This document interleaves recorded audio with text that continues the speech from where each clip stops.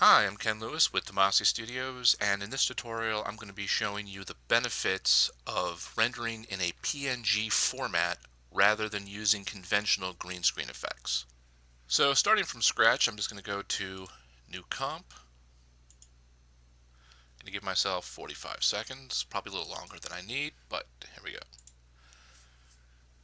So a PNG image series, just for those who don't know, a PNG typically means that if there's not some object in the shot, whatever's behind it is going to be automatically transparent.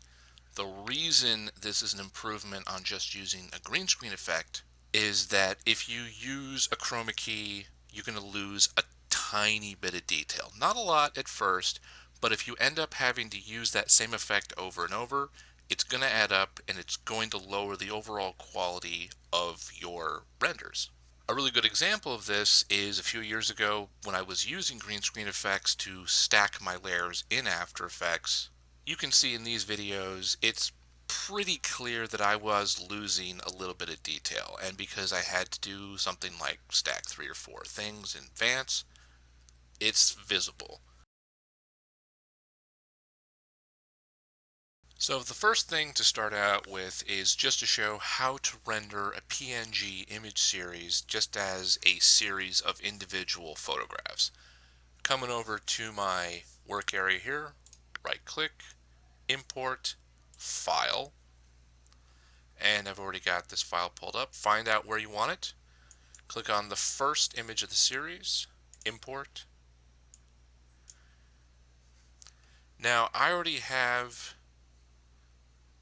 all the effects that I want done to this image, and I'm really not going to waste your time on that. So I'm going to go straight to the finished product of this effect.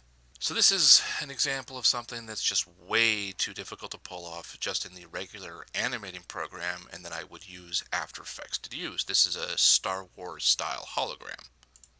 And like I said, in After Effects, this takes 20 minutes at absolute most, and regular animating is next to impossible. But in order to make this work, I need to add all the other elements to it. So what I need to do is go to Comp, Add to Render Queue, then down here where it says Lossless, click on that guy. Then we're here where it says Channels and it's normally in a RGB. Click on it and go to RGB plus alpha. Click OK and then render it. Now you can do what you want, but personally I just prefer to close out After Effects and then bring it back up again. Go to Comp, set this guy up all over again, add my element,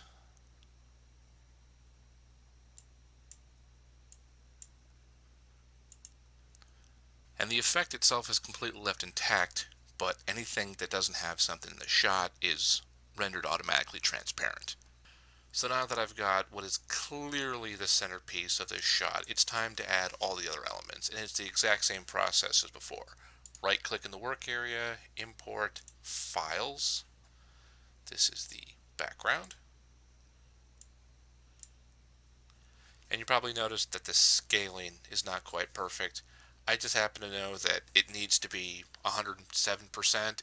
Your results may vary, but just highlight the layer you want, push S, 107%, right click, import, file, locate the file you want, push import,